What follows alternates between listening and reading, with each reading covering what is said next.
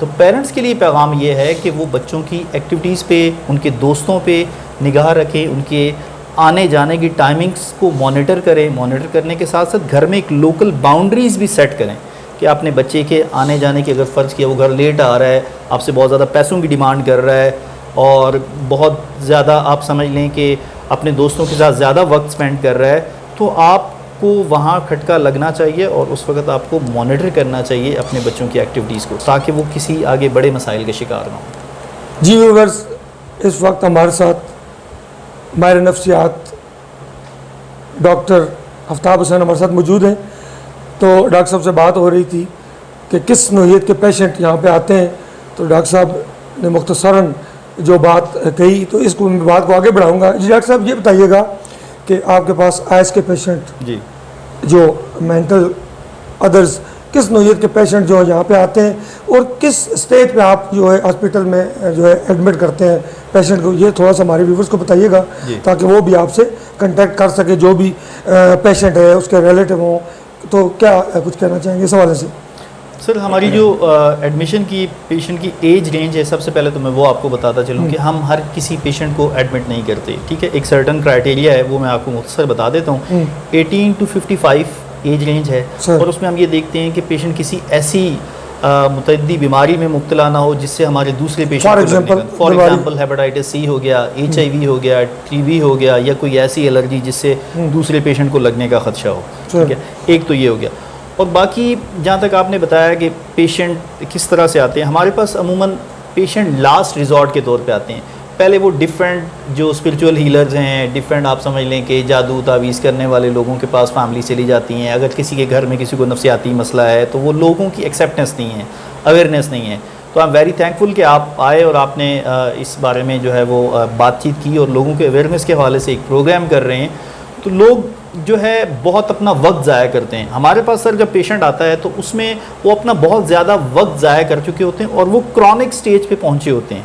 Chronic in the sense कि आप बीमारी बहुत पुरानी हो चुकी है।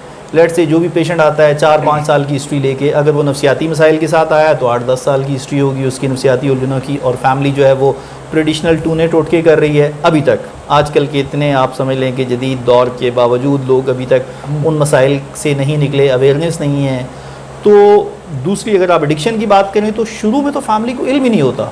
1-2 साल आप समझ लें कि अगर पेशेंट कोई छोटा मोटा नशा कर रहा है, जैसे वो चर्स का नशा कर रहा है, तो उसी लैब में वो एक नया नशे से इंट्रोड्यूस होता है जैसे आइस वगैरह, तो 1-1.5 साल फैमिली को इल्म नहीं होता। जब चीज़ें हिट बॉटम पे पहुंच जाती हैं या मरीज़ बहुत ज़्यादा हालात ख़राब करने लग जाता है तो इर्द गिर्द से फैमिली के मेम्बर्स को दूसरे लोग बताने लगते हैं, तो तब फैमिली को ख्याल आता है कि जी अब इसका इलाज करवाया जाए। यानी कि वो मरीज़ इंतहाई मसाइल का शिकार हो चुका होता है। फॉर एग्ज़ाम्पल, अगर वो शादीशुदा है तो उसकी नौबत तलाक तक पहुंच जाती है। वो कोई जॉब कर रहा है तो जॉब से उसको थ्रेट्स आना शुरू हो जाती हैं।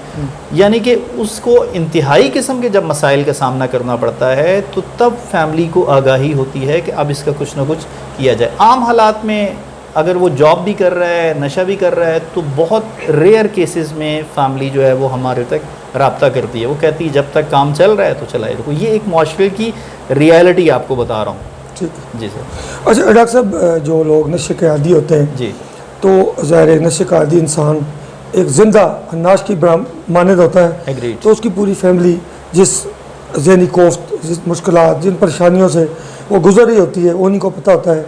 तो जो लोग उस पेशेंट से मायूस हो जाते हैं, आप क्या नवीद देना चाहेंगे ट्रीटमेंट के हवाले से? क्या उनका इलाज मुमकिन है? जिसको वो जिंदा लाश समझ रहे होते हैं, अगर वो आपके हॉस्पिटल में लाया जाए तो क्या नवीद सुनाना चाहेंगे उन लोगों को जो मायूस हो चुके हैं? देखिए सर, जैसे मैंने आपको बताया कि इस बीमारी का इलाज बिल्कुल मुमकिन है, लेकिन उसके लिए आपको एक ऑर्गेनाइज्ड एफर्ट करने की ज़रूरत है। फॉर एग्ज़ाम्पल, अगर कोई शख्स इस बीमारी का, जैसे नशे की बीमारी का या नफ्सियाती उलझनों का शिकार है, तो उसके लिए एक पूरा एक प्रोटोकॉल है, एक साइंसी बुनियादों पे एक तरीका इलाज है।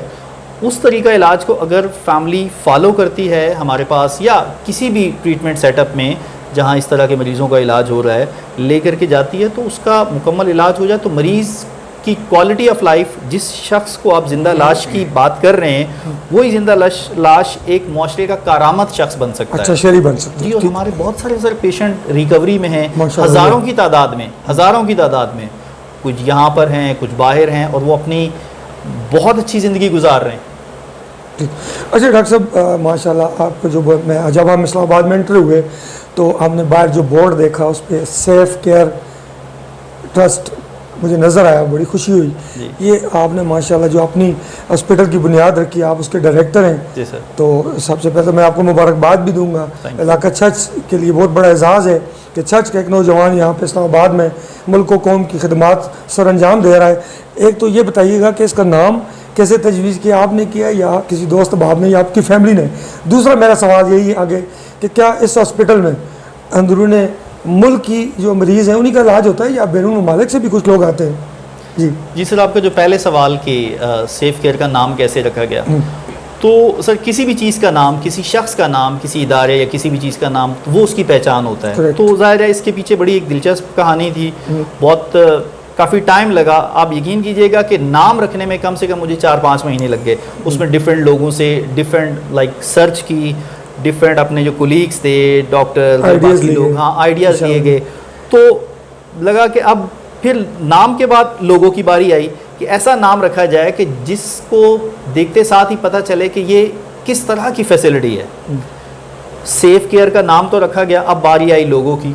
अब लोगों में मैंने जैसे एक स्टार्ट में हम लोगों ने एक एफर्ट की, लोगो बनाया, जैसे एक हाथ थे और ब्रेन हमने वो रखा हुआ।